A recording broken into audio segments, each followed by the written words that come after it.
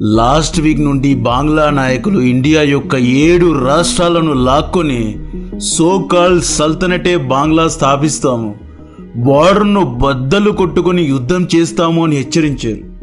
నిబ్బా students అయితే we are ready to fight with India అన్నారు. కానీ ఇప్పుడు మీరు చూసుకోండి, బంగ్లాదేశ్లో యాంటీ ఇండియా ప్రొటెస్టులు తగ్గిపోయాయి.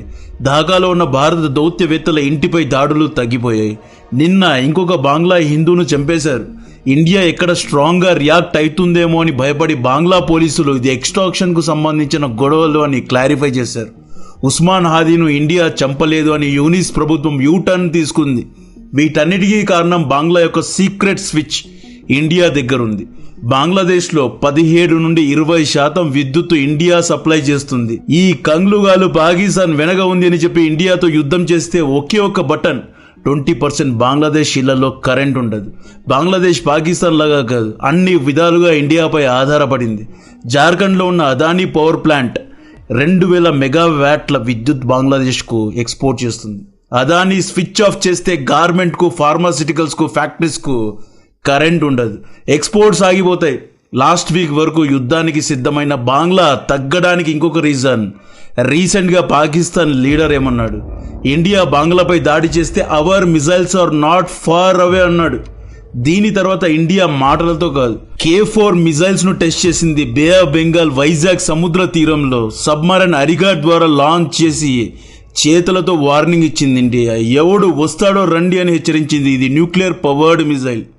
ఇది సముద్రం లోపలుండే జలాంతర్గామి అయిన INS అరిహంత్ అరిఘాట్ నుండి ఫైర్ అయిన మిజైల్స్. రేంజ్ 3500 కిలోమీటర్లు. K4 మిజైల్ గురించి ఇంకా చెప్తా. ఇండియన్ ఆర్మీ చీఫ్ ఒక్కసారి బంగ్లా ఆర్మీ చీఫ్కు కాల్ చేశాడు. ఈ ఫోన్ కాల్ తర్వాత బంగ్లాదేశ్ తోకలు ఎలా స్ట్రేట్ అయ్యాయి అనేది కూడా చెప్తా. ఈ మ్యాప్ చూడండి, ఇది ఇండియా, పాకిస్తాన్, బంగ్లాదేశ్ మ్యాప్. మీకు ఈ మ్యాప్ ఎలా కనిపిస్తుందో కానీ నాకైతే ఒక మాస్టర్ బెడ్రూమ్, 2 అటాచ్డ్ టాయిలెట్స్ లాగా కనిపిస్తూ ఉంటుంది. ఈ బంగ్లాదేశ్ 3 వైపులా ఇండియాతో సరౌండ్ అయి ఉంది. 4వ వైపు బే ఆఫ్ బెంగాల్ ఉంది. So called Pakistan if in case బంగ్లాదేశ్కు సపోర్ట్ చేయాలి అంటే బే ఆఫ్ బెంగాల్ సముద్రదారి గుండానే ఎంట్రీ ఇచ్చి సపోర్ట్ చేయాలి. పాక్ అండ్ బంగ్లా మధ్య బార్డర్ షేరింగ్ లేదు. ఇండియన్ ఎయిర్ స్పేస్ను పాకిస్తాన్ వాడడానికి లేదు. So only available option is bay of Bengal నుండే హెల్ప్ చేయాలి. యూనిస్కు చైనా హెల్ప్ చేయదు. బికాస్ యూనిస్ అనేవాడు డీప్ స్టేట్ ఏజెంట్. చైనాకు డీప్ స్టేట్ అంటే ఇష్టం లేదు. కాబట్టే ఈ క్యాల్కులేషన్స్లో చైనా ఫిట్ అవ్వదు. హెల్ప్ చేయాలి అంటే పాకిస్తానే హెల్ప్ చేయాలి. INS Arihant Arighaat bay of బెంగాల్లో డిప్లాయ్ చేస్తే ఇవి పాకిస్తాన్ బంగ్లాదేశ్కు పంపే యుద్ధ నౌకలను లేపేస్తాయి. 1971లో PNS గాజీను ఎలాగైతే లేపేశారో ఆ హిస్టరీను రిపీట్ చేస్తారు.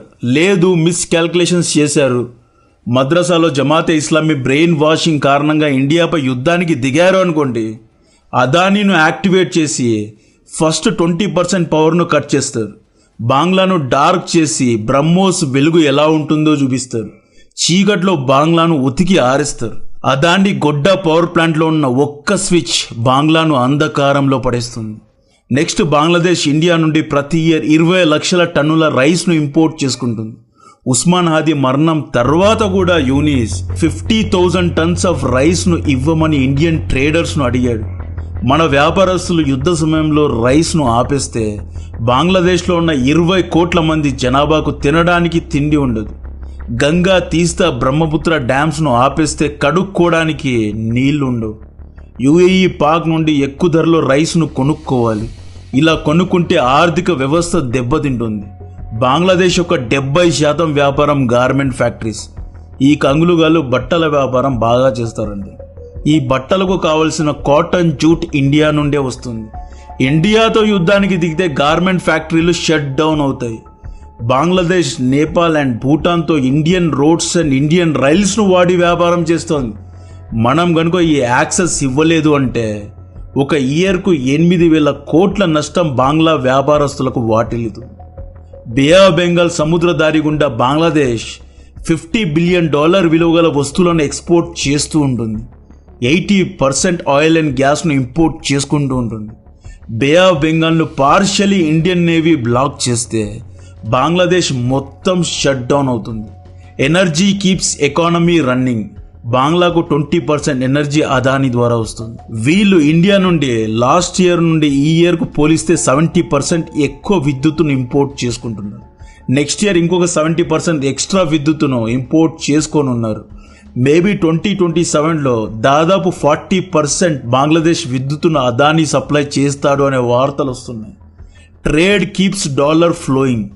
గార్మెంట్ వ్యాపారానికి కావాల్సిన రా మెటీరియల్స్ ఇండియా నుండే వస్తాయి. గార్మెంట్ వర్కర్స్ తినే రైస్ కూడా ఇండియా నుండే వస్తుంది. ట్రేడ్ స్టాప్ అయితే డాలర్ రావు. డాలర్స్ రాకపోతే యుద్ధం చేయలేరు, యుద్ధ ఆయుధాలు కొనలేరు. ట్రాన్సిట్ కీప్స్ కాస్ట్ లో అంటారు. వ్యాపారంలో ట్రాన్స్పోర్టేషన్ కాస్ట్ను తగ్గిస్తేనే మార్కెట్లో ప్రోడక్ట్స్ అనేవి చీప్ అవుతాయి. వీళ్ళు ఇండియాతో గొడవ పెట్టుకుంటే ఇండియన్ రోడ్స్ అండ్ పోర్ట్స్ను వాడలేరు. బే ఆఫ్ బెంగాల్లో ఫ్రీగా తిరగలేరు. ట్రాన్స్పోర్టేషన్ కాస్ట్ పెరిగితే వస్తువుల ధరలు పెరుగుతాయి. మార్కెట్లో బంగ్లాదేశీ గార్మెంట్ వస్తువుల కంటే ఇండియా, వియట్నాం యొక్క వస్తువులు తక్కువగా ఉంటాయి. ఈ విధంగా బంగ్లాదేశ్ యొక్క వ్యాపారం పడిపోతుంది.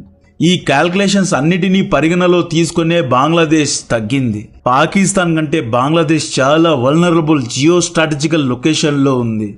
ఇండియా పాక్ మధ్య యుద్ధం జరిగితే at least Pakistan generals Saudi, UAE, యూరోప్కు పారిపోగలరు. ఒకవేళ యూనిస్ మిస్ క్యాల్కులేషన్ చేసి పాకిస్తాన్ వెనక ఉంది అనే ధైర్యంతో ఇండియాపై యుద్ధానికి దిగితే bay of Bengal and north east నుండి Indian army and Indian navy literally చెబుతున్న బంగ్లాదేశ్ను ఆదిమేస్తుంది. K4 మిజైల్స్ను కాలక్షేపానికి బే ఆఫ్ బెంగాల్లో టెస్ట్ చేయలేదండి, వార్నింగ్ ఇవ్వడానికే టెస్ట్ చేశారు. ఈ సబ్మరైన్ స్టెల్త్ ఫీచర్స్ కలిగి ఉంటాయి. ఇవి ఇండియన్ ఓషన్లో లేదా బే ఆఫ్ బెంగాల్లో ఎక్కడ ఏ లొకేషన్లో ఉన్నాయి అనేది డిఫెన్స్లో టాప్ 3 పీపుల్కు మాత్రమే తెలుసు. ఈవెన్ మోడీ గారు, అజిత్ దోవల్ గారికి కూడా ఈ సబ్మరైన్స్ ఎక్కడున్నాయి అనేది తెలియదు. వైజాగ్ సముద్ర తీరం నుండి ఈ సబ్మరైన్స్ ఢాకాపై మిజైల్స్ను ఫైర్ చేయగలవు. This is very deadly and dangerous. And India, Bangladesh మధ్య మిలిటరీ కంపారిజన్ నక్కకు నాగలోకానికి మధ్య ఎంత డిఫరెన్స్ ఉందో అంత డిఫరెన్స్ ఉంది. ఇండియా దగ్గర 14 లక్షల యాక్టివ్ మిలిటరీ పర్సన్స్ ఉంటే లక్షన్నర బంగ్లాదేశ్ దగ్గర ఉన్నారు. డిఫెన్స్ బడ్జెట్ ఇండియా దగ్గర $90 బిలియన్ ఉంటే వీళ్ళ దగ్గర $5 to $6 బిలియన్ మాత్రమే ఉంది. డిఫెన్స్ బడ్జెట్ లేకపోతే యుద్ధం ఎలా చేయగలరు? మన దగ్గర 1800 కాంబాట్ ఎయిర్ క్రాఫ్ట్స్ ఉంటే వారి దగ్గర 100 ఉన్నాయి. ఇండియా దగ్గర 150+ షిప్స్ ఉంటే బంగ్లాదేశ్ దగ్గర కేవలం 50 ఉన్నాయి. పాకిస్తాన్ దగ్గర 10-20 ఉంటాయి. పాకిస్తాన్ దగ్గర అగస్తా వంటి సబ్మరైన్స్ ఉన్నాయి, అవి కూడా షెడ్కి వెళ్ళాయి, మెయింటెనెన్స్లో ఉన్నాయి. అరిహంట్, అరిఘాట్కు సమాధానం ఇవ్వడానికి పాకిస్తాన్, బంగ్లాదేశ్ దగ్గర ఎటువంటి ఆయుధాలు లేవు. సో మిలిటరీ కంపారిజన్లో కానీ, ట్రేడ్లో కానీ, ట్రాన్సిట్లో కానీ అండ్ ఈవెన్ మిలిటరీ పవర్లో కానీ ఏ విధంగా చూసుకున్నా బంగ్లాదేశ్ ఇండియాతో యుద్ధం చేయడానికి ఇప్పుడు రెడీగా లేదు. December 18th Osman Hadi Singapore హాస్పిటల్లో చనిపోయాడు అనే వార్తలు వచ్చిన వెంటనే ఇండియన్ హైకమిషన్ ఇండియన్ అసెట్స్ పై దాడి జరిగింది. పాపం దీపును కూడా చంపేశారు. December 19 and 20 ఈ 2 రోజులు బంగ్లా నిబ్బా స్టూడెంట్స్ త్రిపుర బార్డర్కు చేరుకుని యుద్ధానికి సిద్ధమయ్యారు. We will cut India into 4 parts అంటున్నారు. December 21 రోజు Indian army chief Upendra Dwivedi గారు యూనిస్ను బైపాస్ చేసి యూనిస్ వద్దు అని చెప్పి డైరెక్ట్గా వకరుజ్జమాన్కు కాల్ చేశారు. ఇక్కడ గేమ్ అర్థం చేసుకోండి. యోగక్షేమాలు కనుక్కోవడానికి వకరుజ్జమాన్కు కాల్ చేయలేదు, వార్నింగ్ ఇవ్వడానికే కాల్ చేశారు. పొలిటికల్ లీడర్ ప్రొటెస్ట్ చేస్తే ఆర్మీ చీఫ్ ఏం చేస్తాడు అని మీరు నన్ను అడగొచ్చు. యాక్చువల్లీ బంగ్లాదేశ్లో ప్రస్తుతం మోస్ట్ పవర్ఫుల్ పర్సన్ వకరుజ్జమాన్. ఇతని అంగీకారం లేకుండా, ఇతని ఎస్ లేకుండా యాంటీ ఇండియా ప్రొటెస్ట్లు ఇంత పెద్ద ఎత్తున జరిగే అవకాశమే లేదు. కాబట్టే వకరుజ్జమాన్ను స్పాట్లో పెట్టి నువ్వు దీని వెనక ఉన్నావా అని అడిగారు. ఆగస్టు 2024లో స్టూడెంట్ ప్రొటెస్ట్ను అడ్డుకోవాలి, లాక్డౌన్ను ప్రకటించాలి అని హసీనా వకరుజ్జమాన్ను బంగ్లాదేశీ మిలిటరీను ఆదేశించింది. బట్ వకరుజ్జమాన్ హసీనా చెప్పినట్లు వినలేదు. బంగ్లా ఆర్మీ స్టూడెంట్స్ పై దాడి చేయదు, we cannot handle the crowd అని చెప్పి వకరుజ్జమాన్ చేతులు ఎత్తేశాడు. ఆ తర్వాత అజిత్ దోవల్ గారు కాల్ చేసి షేక్ హసీనా నువ్వు ఇండియాకు వచ్చే, లేకపోతే నిన్ను చంపేయడానికి మీ ఆర్మీనే ప్లాన్ చేసింది అని హెచ్చరించిన తర్వాత హసీనా ఢిల్లీకు వచ్చేసింది. ఆగస్టు 2024లో హసీనా పారిపోయింది. నెక్స్ట్ మంతే అక్టోబర్ 2024లో వకరుజ్జమాన్ అఫీషియల్గా యుఎస్ఏకు వెళ్ళి అమెరికన్ ఆర్మీ పెద్దలతో భేటీ చేశాడు. మార్చి 2025లో యుఎస్ యొక్క senior army officer, deputy commander general US army Pacific lieutenant general Joel బంగ్లాదేశ్కు వెళ్ళి వకరుజమాన్ను మీట్ అయ్యాడు. ఆ తర్వాత బంగ్లాదేశ్ అండ్ అమెరికా మధ్య జాయింట్ మిలిటరీ డ్రిల్స్ జరిగాయి. రఖైన్ కారిడార్లో అమెరికన్ ఆర్మీతో ఎంగేజ్ అవుతున్నాడు వకరుజమాన్. హ్యుమానిటేరియన్ ఎయిడ్ అని చెప్పి అమెరికన్ ఆర్మీకు ఆశ్రయం ఇచ్చాడు Wakeruzzaman. Bangla army chief miscalculated adventures చేయాలి అనుకుంటున్నాడేమో అని చెప్పి ఇండియన్ ఆర్మీ చీఫ్ కాల్ చేసి మాట్లాడిన తర్వాత బంగ్లాలో యాంటీ ఇండియా ప్రొటెస్టులు తగ్గిపోయాయి. బంగ్లాదేశ్ ఆర్మీ రంగంలో దిగింది, స్టూడెంట్స్ ను అదుపు చేసింది, ప్రొటెస్టర్స్ ను అదుపు చేసింది. ఇండియన్ హై కమిషన్స్, కాన్సులేట్స్ లో రక్షణను పెంచింది, నిఘాను పెంచారు. రైట్, ఇండియా హిందువుల పైన ఎవరైనా దాడి చేస్తే పెద్ద ఎత్తున అడ్డుకుంటున్నారు. వకరుజమాన్ కు కాల్ చేసిన తర్వాత దీపు చంద్రదాస్ను చంపిన వారిని ఊరేగించారు, కొట్టారు, జైల్లో వేశారు. చాలా స్ట్రిక్ట్గా యాక్షన్స్ అనేవి జరుగుతున్నాయి. నిన్న కూడా ఇంకొక హిందువును చంపేస్తే ఇతన్ని బ్లాస్ఫమీ కింద లేదా ఇతన్ని మాబ్ చంపలేదు, ఇంటర్నల్ గొడవల కారణంగా ఎక్స్టార్షన్ ఇష్యూ మీద ఇతన్ని చంపేశారు, దిస్ ఈజ్ ఇంటర్నల్ ఇష్యూ అని బంగ్లాదేశ్ డౌన్ ప్లే చేయడానికే చూస్తోంది. ఆ బార్డర్ దగ్గర పిచ్చోళ్ళు వెళ్ళారు కదా, బెంగాలీ పిచ్చోళ్ళు, వాళ్ళందరినీ గెంటేశారు. బార్డర్ దగ్గర బంగ్లాదేశీ ఆర్మీ ఫుల్ కార్డన్ అయిపోయింది, ఫుల్గా రక్షణను పెంచింది అన్నమాట. సో ఈ విధంగా యాంటీ ఇండియా ప్రొటెస్ట్లు, యాంటీ ఇండియా స్టేట్మెంట్లు, యాంటీ ఇండియా మ్యాప్లు, ఈ పంచాయతీ మొత్తం తగ్గిపోయింది. మెయిన్ మీడియాలో చూపించినట్లు ఇండియా బంగ్లాదేశ్ మధ్య యుద్ధం రాదు, బంగ్లాకు అంత సీన్ లేదు, ఇండియా అనవసరంగా బంగ్లాదేశ్ వంటి చిన్న చిన్న దేశాలపై దాడి వంటివి చేయదు. పాకిస్తాన్ బంగ్లాదేశ్లో ఉన్న ప్రాక్సీ ఉగ్రవాదుల ద్వారా ఇండియాలో ఉగ్రవాదం చేస్తుంది తప్పితే యుద్ధం జరిగే అవకాశాలు ఆల్మోస్ట్ జీరో. రెహమాన్ తారిక్ రంగంలో దిగాడు. ఇతను 17 years తర్వాత ఢాకా చేరుకున్నాడు. ఖలీదా జియా పెద్ద కుమారుడు. ఇతన్ని ద డార్క్ ప్రిన్స్ అంటారు. ఇతను ఒక మెంటలోడు. ఖలీదా జియా లాగా, షేక్ హసీనా లాగా అమాయకుడు కాదు. ఇతను రంగంలో దిగడానికి కారణం పాకిస్తాన్ బ్యాక్ చేసే జమాతే ఇస్లామీకు డిపాజిట్లు రాకుండా చేయాలి అని ఎన్నికల ప్రచారం చేస్తున్నాడు. ఇన్ని రోజులు పాకిస్తాన్ ఐఎస్ఐ ఆశలన్నీ పటాపంచలయ్యాయి.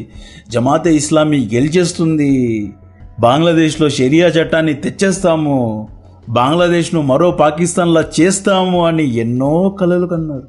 బట్ రెహమాన్ తారిక్ తన ఫస్ట్ స్పీచ్లో ఏమంటాడు అంటే, బంగ్లాదేశ్ విల్ బి బంగ్లాదేశ్, బంగ్లాదేశ్ రావల్పిండితో లేదా ఢిల్లీతో ఎంగేజ్ అవ్వదు, బంగ్లాదేశ్లో డెమోక్రసీ ఉంటుంది, అన్ని మతాల కులాల వారిని సమానంగా చూసుకుంటాము, మేము ఎవరిపైన వివక్ష చూపించము, ముఖ్యంగా మద్రసాలో విషాన్ని నింపుతున్న వారందరినీ ఏరి వేస్తాము అని చాలా స్ట్రాంగ్గా జమాతే ఇస్లామీకు వార్నింగ్ ఇచ్చారు. ఖలీదా జియా అన్నంలో విషం పెట్టి ఆవిడ ఆరోగ్యాన్ని పాడు చేశారనే అనుమానాలు కూడా వస్తున్నాయి.